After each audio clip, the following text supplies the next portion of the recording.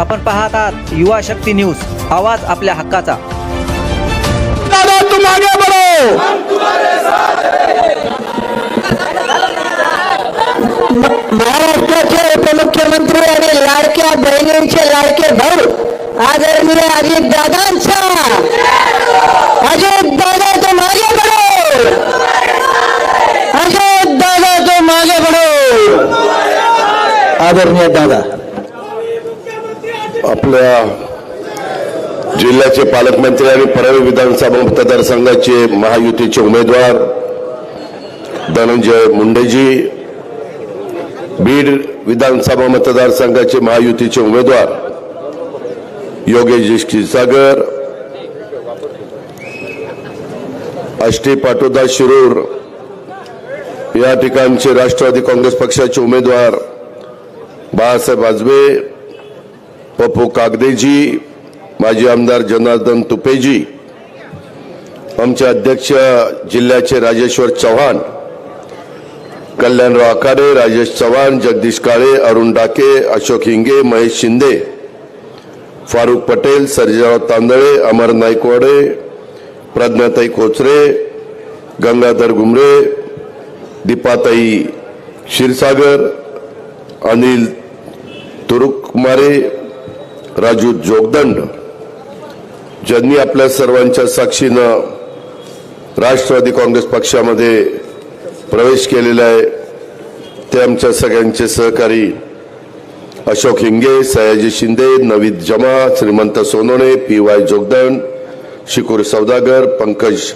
बायगवाणकर, Vilas Sonone, Sudhir Naikwade, Umesh अंधाळ, Shaikh Bilal Elgar group, त्यांच्यावर आलेले असंख्य सहकारी, माझ्या बीड शहराच्या कानाकोपऱ्यातून आलेले सगळे माझे विधानसभा मतदारसंघाचे मतदार बंधू भगिनी, पत्रकार मित्र आणि माझ्या तरुण मित्रांनो, थोडासा उशीर झालेला आहे त्याबद्दल दिलगिरी व्यक्त करतो, कारण मला पुढे गेवराईची सभा आहे आणि ते करून मला संभाजीनगरला जायचं आहे। सगळ्या राज्यामध्ये निवडणुकीची धामधूम चाललेली आहे। उद्याच्या 20 तारखेला महाराष्ट्रातली जनता 5 वर्षाच्या करता शिवशाहू फुले आंबेडकरांचा महाराष्ट्र कोणाच्या हातामध्ये द्यायचा अशा प्रकारचा निर्णय घेणार आहे। पण मी खात्रीने सांगतो, मी सगळ्या महाराष्ट्रामध्ये फिरतोय, देशाचे पंतप्रधान फिरतायत, अमित शहा फिरतायत, एकनाथराव शिंदे फिरतायत, देवेंद्रजी फिरतायत, रामदास आठवले साहेब फिरतायत, अनेक या महायुतीच्या घटक पक्षांचे नेतेगण फिरतायत। मी आपल्याला सांगतो की जशी जशी निवडणूक जवळ येते तसं महायुतीचं वातावरण अतिशय चांगल्या प्रकारचं होत चाललेलं आहे आणि निश्चितपणे तुमच्या सगळ्यांच्या आशीर्वादाच्या जोरावर उद्याच्या 23 तारखेचा निकाल लागेल, त्यावेळेस महायुतीचं सरकार पुन्हा एकदा या राज्यामध्ये सत्तेवर आलेलं असेल, अशा प्रकारचं एकंदरीत चित्र आहे। मी आज तुम्हाला त्याच करण्याकरता आमच्या डॉक्टर योगेश क्षीरसागरांना आपलं बहुमोल असं मत घड्याळाच्या चित्राच्या शेजारचं बटन दाबून द्यावं, हीच विनंती माझ्या मायमाऊलींना, माझ्या बांधवांना, माझ्या तरुण तरुणींना करण्याच्या करता मी इथं आलोय। आपल्याला सगळ्यांना माहिती आहे की मराठवाड्यासह आपल्या बीड जिल्ह्याची भूमी ही देवदेवतांची, संत महात्म्यांची, महापुरुषांची भूमी आहे। भगवान श्री कंकालेश्वरांची, श्री खंडेश्वरीची, मन्मथ स्वामींची, विमल नाथांची ही भूमी, अंबेजोगाईच्या योगेश्वरी देवीची ही भूमी, कुलस्वामिनी सटवाई देवीची ही भूमी, 12 ज्योतिर्लिंगापैकी असलेल्या परळीच्या प्रभू वैजनाथाची ही भूमी, दासोपंत महाराजांची ही भूमी आहे। या समस्त देवदेवतांच्या चरणी मी सुरुवातीलाच वंदन करतो। बीड जिल्ह्याच्या विकासासाठी आणि महाराष्ट्राच्या विकासासाठी काम करता यावं, यासाठी महायुतीच्या उमेदवारांना महाराष्ट्रामध्ये निवडून द्यावं, तसंच आपल्या योगेश क्षीरसागरला आशीर्वाद द्यावेत, असं साकडं आपल्या सर्वांच्या साक्षीनं या देवदेवतांच्या चरणी मी त्या ठिकाणी घालतो। मित्रांनो, निवडणुका येत असतात, निवडणुका जात असतात, नवे चेहरे येत असतात, काही अनुभवी लोक रिटायर होत असतात, काही वयोमानाप्रमाणे बाजूला जात असतात, अशा प्रकारचं एकंदरीत चित्र आहे. मी माझ्या बीडकरांना सांगेन आणि आपल्या मार्फत महाराष्ट्राला सांगेन, ह्या महायुतीच्या सरकारमध्ये आम्ही अनेक घटक पक्ष आहोत आणि त्यामध्ये आम्ही ज्या जागा राष्ट्रवादीला मिळाल्या, मी नेहमी सांगतो, तुम्हालाही सांगतो की युगपुरुष छत्रपती शिवाजी महाराज, राजर्षी शाहू महाराज, महात्मा ज्योतिराव फुले आणि घटनेचे शिल्पकार डॉक्टर बाबासाहेब आंबेडकर यांच्या विचारधारेतनं आम्ही सगळेजण पुढे चाललेलो आहे. त्याच्यामध्ये कुठेही आमच्याकडनं तसुभर देखील अंतर पडलं जाणार नाही. आम्ही काल पण त्याच विचारधारेने पुढे चाललो होतो, आजही आम्ही त्याच विचारधारेने चाललोय आणि उद्याही आम्ही त्याच विचारधारेने जाणार आहोत. हे तमाम माझ्या बीडकरांना मी सांगू इच्छितो. त्यामध्ये कुठल्याही परिस्थितीमध्ये आम्हाला सगळ्यांना काम करत असताना कुठेही अडचणी येता कामा नये. त्यामध्ये आता पाठीमागच्या काळामध्ये एक नवा चेहरा म्हणून तुम्ही तुमचा आमदार निवडून दिला. आम्ही अंतर मनामध्ये जाऊन हा उद्याच्याला काय करेल हे सांगू शकत नाही. संधी मिळते, संधी मला मिळाली काही वर्षापूर्वी, संधी धनंजयला मिळाली, संधी बाकीच्या इतर बाळासाहेब आजोबांना मिळाली, इतर अनेक सहकारी मित्रांना, जनार्दन तुपे साहेबांना पण संधी मिळाली. अशा खूप जणांना संधी मिळतात, परंतु त्या मिळालेल्या संधीचा आपण सोनं केलं पाहिजे, आपण फायदा घेतला पाहिजे. पहिल्यांदाच 2.5 वर्ष आम्हाला वरिष्ठांनी सांगितलं सरकार शिवसेनेबरोबर करायचं आहे. शिवसेनेची विचारधारा वेगळी आहे, काँग्रेस राष्ट्रवादीची विचारधारा वेगळी आहे. तरी बीडकरांनो 2.5 वर्ष आम्ही त्यांच्याबरोबर कुठेही हुकिचू न करता, कुठेही अडचण न येऊन देता, कुठेही टकराव न होऊन देता सरकार चालवलं. करोना होता, त्याही मध्ये तुमच्या माझ्या राज्याला बाहेर काढण्याचा प्रयत्न आम्ही सगळ्यांनी केला. ह्याचे तुम्ही सगळेजण साक्षीदार आहात. सगळं ठप्प झालेलं होतं, लॉकडाऊन होतं, धंदे बसलेले होते, दुकानं चालत नव्हती, कारखाने बंद झालेले होते, बेकारी वाढलेली होती. परंतु त्याच्यातनं आपण राज्याला बाहेर काढलं आणि त्याच्यानंतर काही अशा घटना घडल्या की एकनाथराव शिंदेंनी वेगळी भूमिका घेतली. खूप मोठ्या प्रमाणावर आमदार त्यांच्याबरोबर गेले.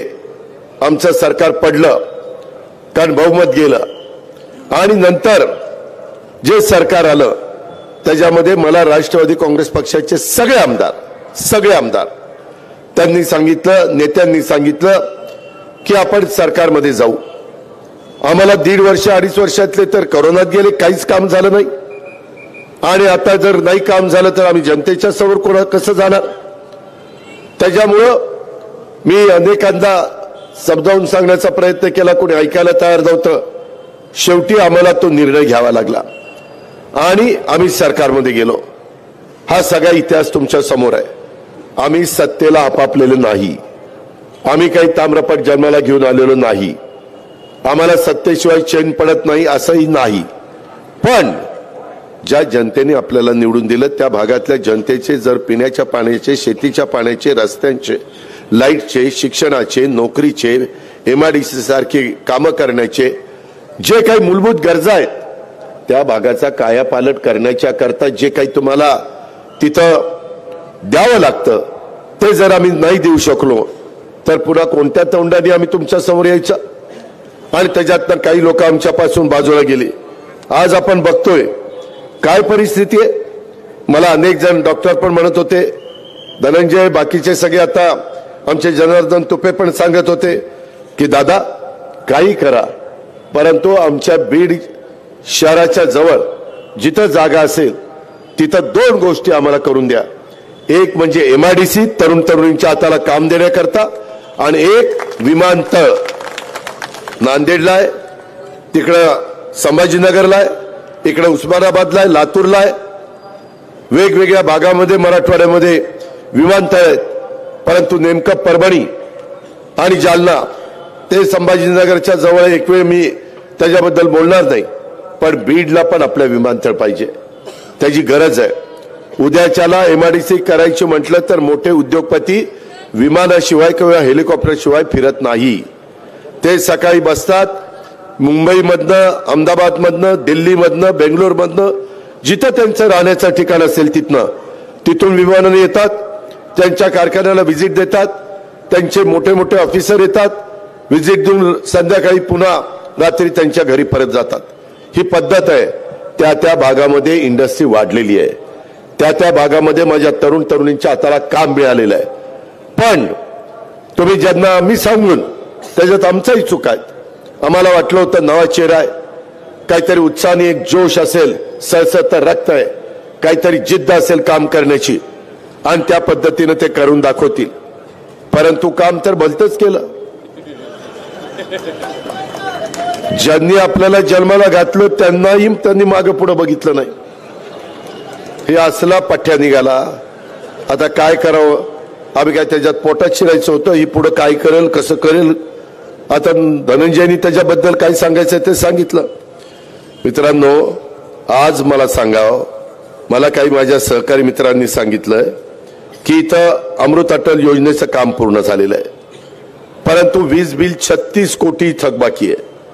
त्यामुळं माजलगाव आणि बिंदुसारा धरण भरलीत, पण माझ्या बीडच्या जनतेला किती दिवसांनी पाणी मिळतं? आज 15 दिवसांनी, 8 दिवसांनी त्या ठिकाणी पाणी मिळतंय. ही अवस्था. काही भागामध्ये 8 दिवसाला, हद्दवाढ झालेल्या भागात 15-15, 20-20 दिवसाला पाणी. कसं जनतेने सहन करायचं? लोकप्रतिनिधी काय करतात? त्याच्या संदर्भामध्ये आवाज उठवण्याचं काम का नाही झालं? त्यामध्ये आंदोलन का नाही केलं गेलं? मी आपल्याला सगळ्यांना सांगतो. आणि धरणं भरलेली आहेत. धरणं जर मोकळी असती तर मी एक वेळ गप्पा बसलो असतो. पण लोकप्रतिनिधीच्या अंगामध्ये पाणी असल्याशिवाय तो जनतेला कसं पाणी देणार? त्याच्यामुळं तुम्हा लोकांची ही अवस्था झालेली आहे. आता आम्ही विचार करून, खूप जण आमच्याकडं उमेदवारी मागत होते. त्याच्यामध्ये डॉक्टर, ते पती पत्नी दोघंही डॉक्टर आहेत, योगेशजींना उमेदवारी दिलेली. आम्ही सगळ्या समाजाच्या लोकांना आव्हान केलं. काही सहकाऱ्यांनी आजच प्रवेश केला आणि काही सहकाऱ्यांनी मला सांगितलं की ठीक आहे, तुम्ही धनंजय सांगतायत म्हणून आम्ही त्याच्यामध्ये ऐकतो, पण आमचे प्रश्न सुटले पाहिजेत.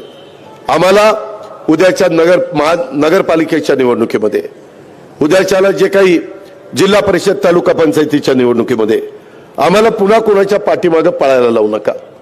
आम्हाला मान सन्मानाने ठेवा. आम्ही कुठं त्याच्यामध्ये वेगळ्या पदाला हपापलेलं नाहीयेत. पण प्रत्येकाला वाटतं, गरीब असू द्या, श्रीमंत असू द्या, मध्यमवर्गीय असू द्या, त्याला रिस्पेक्ट दिला पाहिजे. स्वर्गीय यशवंतराव चव्हाण साहेबांनी सुसंस्कृत महाराष्ट्राची जी काही परंपरा जोपासली आणि लोकांचा आदर कसा केला पाहिजे, विरोधकांशी कसं बोललं पाहिजे, पातळी कशी घसरून दिली नाही पाहिजे, वाचाळवीरांना कसा लगाम घातला पाहिजे, ह्या सगळ्या गोष्टी त्यांनी आपल्याला शिकवल्या. त्याला अलीकडच्या काळामध्ये काही जण त्या ठिकाणी ते ऐकत नाहीत, त्याच्यामध्ये त्या रस्त्याने ते जात नाहीत. त्यांना मस्ती आलेली आहे, त्यांना कळत नाही आपण कसं वागावं, कसं बोलावं. कारण आम्ही पब्लिक फिगर आहोत. त्याच्यामुळे आम्ही लोकांना सतत जमिनीवर पाय ठेवून त्या ठिकाणी चाललं पाहिजे. मी आपल्याला सगळ्यांना सांगेन की एकंदरीत ह्या सगळ्याच्या बाबतीमध्ये आम्ही उद्याचं आचारसंहिता संपल्यानंतर लक्ष घालून अशा बंद पडलेल्या योजना आपल्याला चालवता येतात. मी इथं पालकमंत्री आहे, योगेशजी आहेत, बाळासाहेब आहेत, राजेश्वर आहे, इतर अनेक माझे सहकारी आहेत. आता आम्ही नवीन सिस्टीम आणलेली आहे. लोकांना पाण्याची पट्टी विजेच्या बिलामुळे जास्त येते. आता बरेचशा पाण्याच्या स्कीम, पिण्याच्या पाण्याच्या आम्ही सोलर पॅनलवर घेतलेल्या आहेत. सूर्यप्रकाशावर त्याच्यातनं आम्ही वीज तयार करतो. ती वीज त्याच्यामध्ये वापरतो इलेक्ट्रिक पंपाला, मोटारीला, आणि त्याच्यातनं योजना चालू करतो. आता महाराष्ट्र सरकारने ह्या उपसा सिंचन योजना शेतकऱ्यांच्या मालकीच्या, त्याच्यामध्ये पहिल्या टप्प्यात आम्ही जनाई, सिरसाई, पुरंदर, त्या तिकडं लाकडी लिंबोडी, आणि त्याच्यानंतर टेंबू, ताकारी, म्हैसाळ, विष्णुपुरी, काठापूर, उरबोडी, अशा प्रकारच्या योजना आपण त्याच्यामध्ये घेतोय. हे शक्य आहे. आता तर नवीन योजना आम्ही पिण्याच्या पाण्याच्या घेतोय, त्याच्यामध्ये साधारण 1 मेगावॉट वीज लागत असेल तर 4 एकर जमीन असली तर तुम्ही 1 मेगावॉट वीज तयार करता. त्यामुळं तुमच्या योजनेचं जी थकबाकी आहे ती त्याच्यातनं वाचणार आहे. ह्याच्यात वन टाइम सेटलमेंट करण्याच्या करता आचारसंहिता संपल्यानंतर आपण मार्ग काढू. पण धरणं भरली असताना लोकांना पाणी उशाशी आणि माणसं मात्र पाण्याला ताणलेली, हे काही चित्र काही भागामध्ये माझ्या बीड परिसरात पाहायला मिळतंय. मी योगेशजींना बरोबर घेईन, बाकीच्या माझ्या सहकाऱ्यांना बरोबर घेईन आणि तुम्हाला व्यवस्थित कसं पाणी मिळेल ह्याबद्दलचा शब्द देखील आजच्या मीटिंगच्या निमित्तानं अजित पवार तुम्हाला त्या ठिकाणी देतोय. मी शब्दाचा पक्का आहे. मी दादा विचार करतो, पुढचा मागचा विचार करतो, आपल्याला जमेल का अशा पद्धतीनं मी पुढे जात असतो. मी आपल्याला हेही सांगेन, एकंदरीतच खासबाग ते मोमीनपुरा ला जोडणारा बिंदुसरा नदीवरील एक पूल आहे, तो बांधून पाहिजे. त्याच्यामध्ये पूल बांधायचा का ब्रिज कम बंधारा करायचा, मी तुम्हा लोकांशी चर्चा करी आणि त्याच्यातनं आपण जे माझ्या बीड जिल्ह्याच्या आणि त्या परिसरामध्ये राहणाऱ्या लोकांच्या फायद्याचा असेल, कारण दोन्ही आम्ही करू शकतो, पूल पण करू शकतो, ब्रिज कम बंधारा पण करू शकतो. म्हणजे पूल पण असतो आणि खाली पाणी पण अडवण्याचं काम त्या ठिकाणी केलं जातं. त्या प्रकारे सर्वे करून आपण त्याच्यामध्ये पुढे जाऊ. बीड शहरातील बिंदुसरा नदीतील त्याच्यामध्ये लेवलिंग साठी 1 वर्षापर्यंत माझ्याकडे ज्यावेळेस मी जलसंपदा खात्याचा मंत्री होतो त्यावेळेस पोकलॅन काही मशिनरी दिली, त्यामार्फत ते पात्र स्वच्छ करण्याचा मी प्रयत्न केला. त्याच्यानंतर कोणी त्याच्याकडे लक्षही दिलं नाही. माझं म्हणणं, खूप जण म्हणतात अरे आम्ही आमची बारामती करणार आहे. अरे बारामती अशी तशी होत नाही रे बाबांनो. तिथं सकाळी 6 वाजल्यापासून तिथला लोकप्रतिनिधी कष्ट घेतो, काम करतो, साईटवर जातो, अडचणी दूर करतो, रात्री उशिरापर्यंत त्याचं काम चाललेलं असतं. तो कामाचा माणूस आहे, तो बिनकामाचा माणूस नाहीये. आणि तेव्हा ती बारामती झालेली आहे. त्याकरता 25-25 वर्ष 30-30 वर्ष आम्ही तिथं घासलेली आहेत. तुम्ही जर कधी पावणाऱ्या वेळेला भेटायला किंवा कधी बारामतीला आल्यानंतर बघा, पूर्वीची बारामती आताची बारामती. जरूर इतरही शहरं तशा पद्धतीनं व्हावी, पण त्याकरता स्वतः लोकप्रतिनिधीचं योगदान असलं पाहिजे. नाहीतर लोकप्रतिनिधी कुठंतरी अधिवेशनाचा उपयोग, कुठं लक्षवेधी लावायची, कुठं काहीतरी प्रश्न लावायचे आणि त्याच्यातनं कुणाला तरी त्रास द्यायचा, कुठंतरी तोडपाणी करायचं. ह्याच्यातनं शहराचा सर्वांगीण विकास होत नाही. ह्यामध्ये कामं चांगली करण्याच्या करता मेहनत घ्यावी लागते. तिथल्या अनुभवी वडीलधाऱ्यांशी चर्चा करावी लागते की माझ्या मनामध्ये हे आहे, ते करत असताना तुमचं काय म्हणणं आहे आणि त्याच्यातनं जे योग्य असेल, शहराच्या भल्याचं असेल, ते त्या ठिकाणी करता येतं. आणि म्हणून तेही काम आपण पुढच्या काळामध्ये करूया. मित्रांनो, एकंदरीतच मुस्लिम समाजाच्या भावना दुखवल्या जाणार नाही. माझं स्वतःचं मी सारखं सांगतो, शिवशाहू फुले आंबेडकरांची विचारधारा आहे. सगळ्या लोकांनी एकोप्याने राहून जातीय सलोखा निर्माण केला पाहिजे. जातीचा, पातीचा, नात्याचा, गोत्याचा त्याच्यामध्ये विचार करून चालत नाही. त्याच्यातनं समाजाचं नुकसान होतं, त्याच्यातनं तो भाग मागे जातो, त्याच्यातनं कायदा सुव्यवस्था अडचणीत येते. आणि त्यामुळं माझा सतत हा प्रयत्न झालेला आहे. तुम्ही बघा, आम्ही सरकारमध्ये असताना धनंजयला विचारा, विशाळगडला काही घडलं, मी ताबडतोब दुसऱ्या दिवशी तिथं गेलो आणि सगळ्या ज्या माझ्या सहकार्यांचं नुकसान झालं होतं त्यांचे पंचनामे केले. त्यांचं पुन्हा घरं दारं आणि दुकानं पुन्हा उभी करून देण्याचं काम, गाड्या मोटरसायकली त्याचं नुकसान झालेलं ते सगळं भरून देण्याचं काम आम्ही केलं. तातडीची मदत सरकारतर्फे 50,000 दिली, राष्ट्रवादी काँग्रेसतर्फे 50,000 रुपये दिले.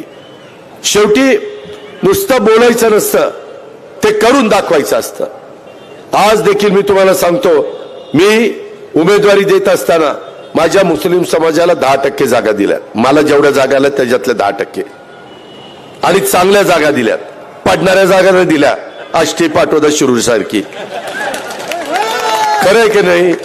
मी निवडून येणाऱ्या जागा, नजीब मुल्ला तिथं जाऊन बघा मुंब्रा परिसरात काय परिस्थिती आहे.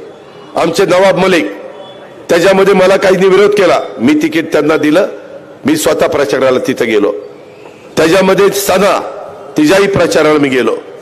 जिशान बाबा सिद्दीकीची मध्ये जी दुर्घटना घडली त्याच्यातनं पुन्हा जिशानला आम्ही तिथं उमेदवारी दिलेली आहे. त्याच्यामध्ये हसन मुश्रीफ साहेब, त्याच्यामध्ये शेख, असे अनेक कार्यकर्ते दिले ना. कारण नुसतं अजित पवारनी भाषणात बोलून चालणार नाही, कृती दाखवली पाहिजे. हा सूर्य हा जयत्रात त्या पद्धतीनं करायचं असतं. माझी मायनॉरिटीला आव्हान आहे, मी आणि सगळ्यांनी आम्ही सरकारनी तुमच्याकरता खूप काही केलं. बार्टीच्या धर्तीवर, सारथीच्या धर्तीवर, टार्टीच्या धर्तीवर, महाज्योतीच्या धर्तीवर, अमृतच्या धर्तीवर आम्ही अल्पसंख्याक संशोधन प्रशिक्षण संस्था म्हणजेच मार्टी स्थापन करण्याचा निर्णय घेतला, स्थापन केली. कारण ती पण समाजाची गरज होती, ती पण समाजाची मागणी होती. त्याच्यामध्ये छत्रपती संभाजीनगरमध्ये अल्पसंख्याक आयुक्तालय अतिशय चांगल्या प्रकारचं देखणं माझ्या संभाजीनगरच्या वैभवामध्ये भर घालणारं अशा प्रकारचं आपण उभं केलं. मौलाना आझाद महामंडळाचं भागभांडवल कमी होतं, 1000 कोटीपर्यंत भागभांडवल वाढवलं. त्याच्यामध्ये 30 कोटी रुपये महामंडळाला हमीची गॅरंटी दिलेली होती, हमी दिलेली होती. त्याच्यामध्ये ती 30 कोटीवरून 500 कोटी रुपये त्या ठिकाणी केली. त्याच्यामध्ये अल्पसंख्याक विद्यार्थ्यांना उच्च शिक्षणासाठी सुधारित शिष्यवृत्तीची योजना राबवली आणि शिष्यवृत्तीची रक्कम 50,000 रुपयापर्यंत वाढवण्याचा निर्णय घेतला आणि त्याची अंमलबजावणी केली. दरवर्षी माझ्या गरीब अल्पसंख्याक समाजातील 75 विद्यार्थी विद्यार्थिनींना प्रतिवर्षी विद्यार्थी विद्यार्थिनी 40 लाख रुपये शिष्यवृत्ती देण्याचा निर्णय घेतला की ते गरीब आहेत पण त्यांना परदेशात शिकायचं, तेवढं त्यांचं मेरिट आहे, ते स्कॉलर आहेत, गेले पाहिजेत, शिकले पाहिजेत.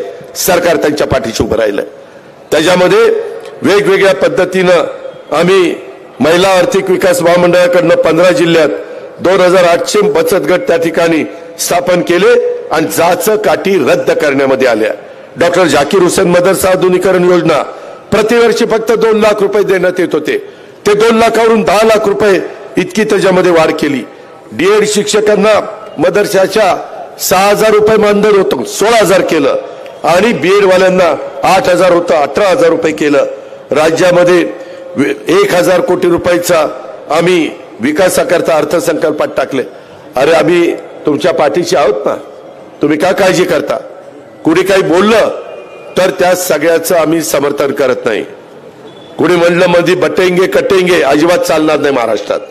ते तिकडे नॉर्थ मध्ये, महाराष्ट्रात नाही.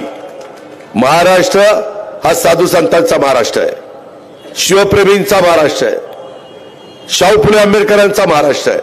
त्यांची शिकवण आमच्या रक्तामध्ये भिनलेली आहे. त्यामुळे आम्ही त्याच रस्त्याने पुढे जाणार.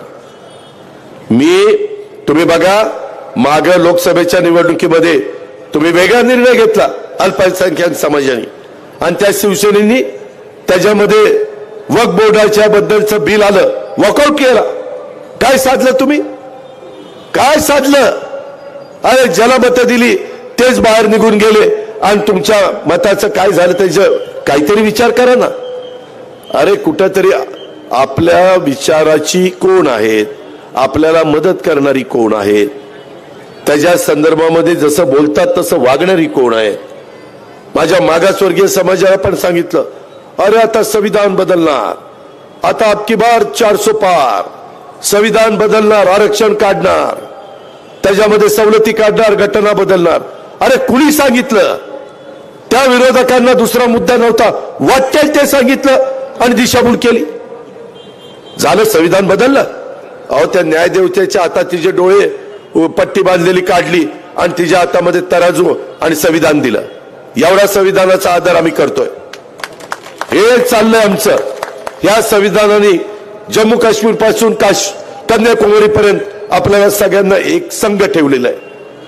आपल्यात कुठं पाकिस्तान सारखं, बांगलादेश सारखे, श्रीलंकेसारखे उठाव होतात तसं आपलं इथं होतं?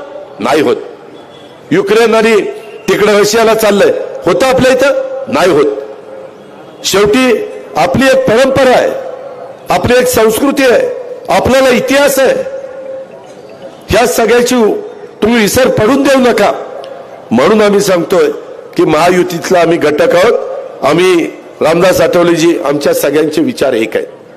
त्याकरता तुम्ही डॉक्टर योगेशजी क्षीरसागरांना आपलं बहुमोल मत ह्या घड्याळाच्या चित्राच्या शेजारी दाबा. मी तुम्हाला सांगतो तुमच्या केसालाही धक्का लावू देणार नाही. मध्ये काहींनी आता ह्यांनी सांगितलं ते बाबरी मस्जिद त्यावेळेस बाबा एवढा बारका होता आणि त्यावेळेस त्याचा आता मोठा फोटो. हे काय चाललंय? सोशल मीडियाला कुणाचंही धड घेतात, मुंडकं दुसऱ्याचं बसवतात की चाललं काय, कुणाला कळायला पत्ता नाही. काय टेक्नॉलॉजी आलेली आहे, परंतु त्याचा गैरवापर चाललेला. मी एका ठिकाणी आता मी समजा आता इथं आलोय आणि काहींनी सांगितलं एका ठिकाणी चला दादा आम्ही जातो, आपला नमस्कार करतो आणि पुढे जातो. एकाकडे मी भेटायला गेलो होतो, ते चुकीचं वक्तव्य करायच्या आधी 6 महिन्यापूर्वी माझी भेट झाली. आता तेच दाखवतात अजित पवार यांच्या जवळ कसा. अरे पण तेव्हा केलं नव्हतं ना, तू नंतर केलं ना बाबा. नंतर मला माहिती हो 4 महिन्यांनी असं काहीतरी करणार आहे. काय मी अंतर यानी काय मला कळतच नाही. अरे माझे एवढे सडेतोड त्या ठिकाणी विचार आहेत, मी त्याच्यामध्ये आत बाहेर करणारा कार्यकर्ता नाहीये. ही गोष्ट आपण लक्षात ठेवा. आणि त्याच्यातून आम्ही शेवटी आम्हालाही कळतंय की आपल्याला हिंदवी स्वराज्याची स्थापना करत असताना छत्रपती शिवाजी महाराजांनी सर्वांना भरून रयतेचं राज्य केलं, त्याच पद्धतीनं करायचं असतं. आणि म्हणून आज मला तुम्हाला सगळ्यांना सांगायचंय त्याच्यामध्ये कुठेही आमच्या मुस्लिम समाजाच्या संरक्षणाची, सर्व जाती धर्माच्या लोकांची संरक्षणाची जबाबदारी आमची आहे, पोलिसांची आहे. कायदा कोणाला हातामध्ये घेऊन दिला जाणार नाही.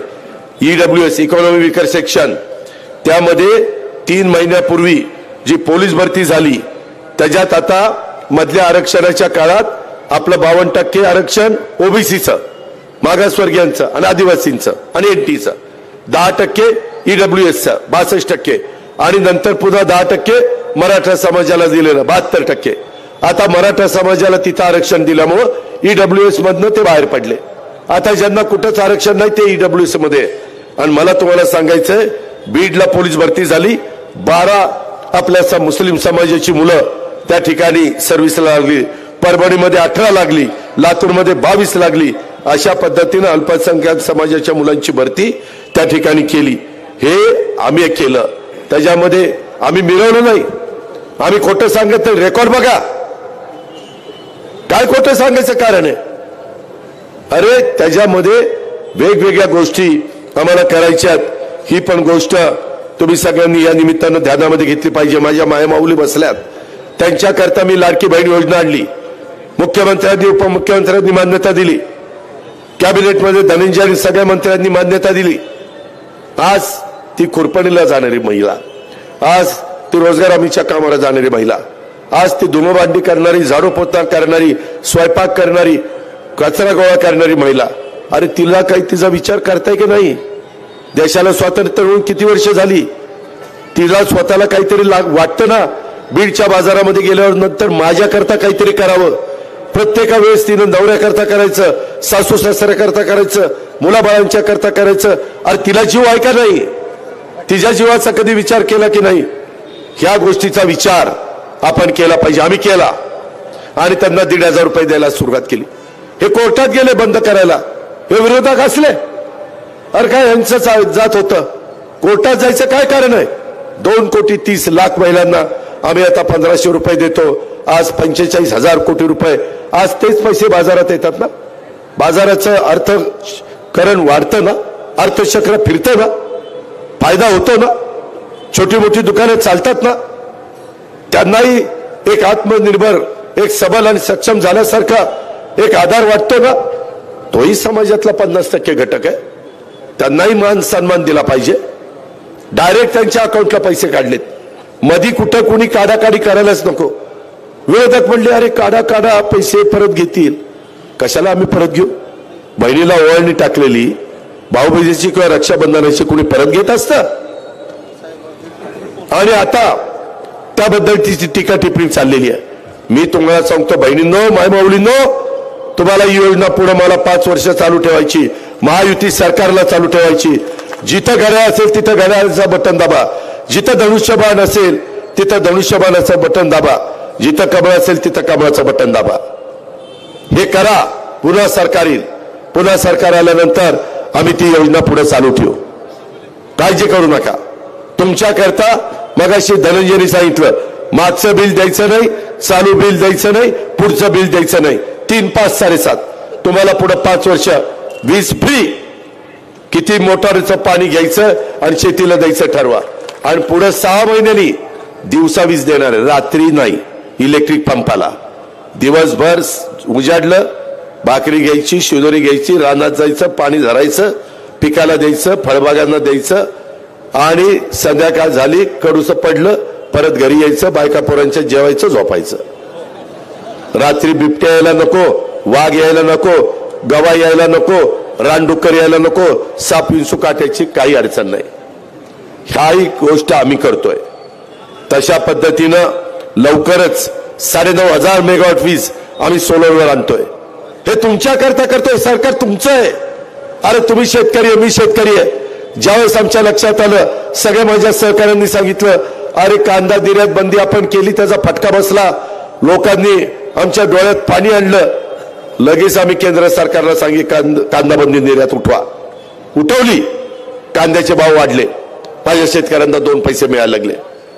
अरे तुम्ही सांगा ना, तुमच्याकरता म्हणेल ते करायची आमची तयारी आहे. फक्त मागणी योग्य पाहिजे, नियमानी पाहिजे.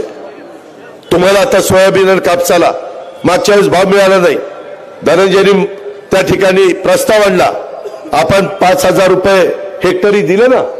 किती 1,000 कोटी रुपये वाटले, कुठे गेला? 5,000 कोटी रुपये आम्ही वाटले. 1 रुपयात पीक विमा, विम्याचे पैसे काही नुकसान झालं तर मिळतात ना. सरकार पैसे भरतंय. 0% व्याजाने पीक कर्ज.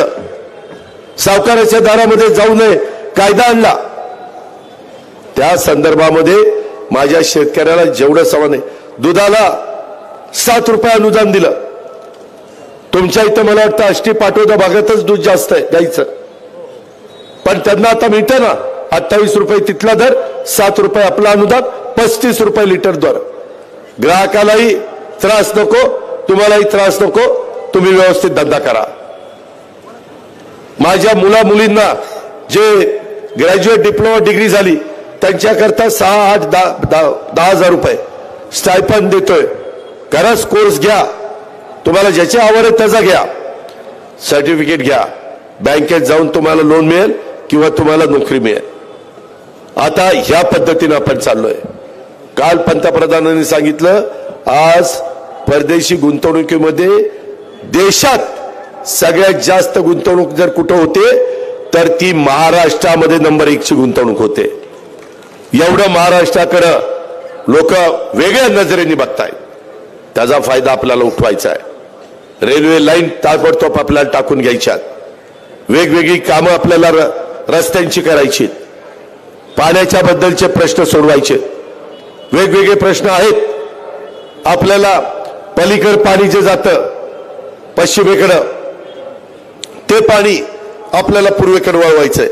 ते आपल्याला नाशिक मधून जायकवाडीमधून माजलगावमध्ये, तिथून गोदावरीला, तिथून वेगवेगळे बॅरेज, तिथून नदीच्या दुतर्फा माझ्या शेतकऱ्यांना देण्याचं आमचं नियोजन आहे. आणि त्या रस्ता आम्ही आता निवडलेला आहे. ह्या प्रकारे बीडकरांनो, अनेक उमेदवार तुमच्या समोर आहेत. माझी विनंती आहे, मी एवढा पोटतिडकीनं तुम्हाला का सांगतो, आम्ही आमच्याकडे करून दाखवलंय. मला बीडमध्ये त्या गोष्टी करायच्यात. जे काही इथं नवीन नवीन गोष्टी करण्याचा प्रयत्न झाला तो धनंजयनी सांगितला. तुमचा आमदार दरसोड करत होता, मग दर घडीत म्हणायचा, दादा मी तुमच्यावर येतो, घडीत म्हणायचा नाही. माझ्या बरोबर जे जे आमदार आले त्यांना 5 वर्षात एकेका मतदारसंघामध्ये 3-3, 4-4 हजार कोटी रुपयाची विकास कामं आम्ही केली. 3-3, 4-4 हजार कोटी. मी आज सांगतो, ह्या डॉक्टर योगेशला तुम्ही निवडून द्या.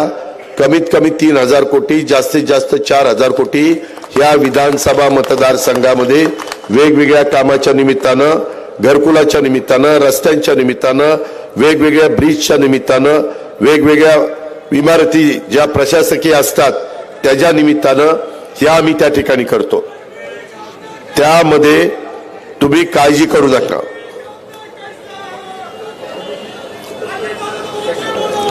अरे मी आगे बढ़तोय, तू बटन दाब. मी योगेश धनंजय सगळे आगे बढ़तोय, फक्त बटन दाबा गाड्याची. नाहीतर नुसतं आप आगे बढ़ो हम कपड़े संभालते, पीछे देखने के बाद कुछ भी नहीं है. Subscribe now and press the bell icon. Never miss an update.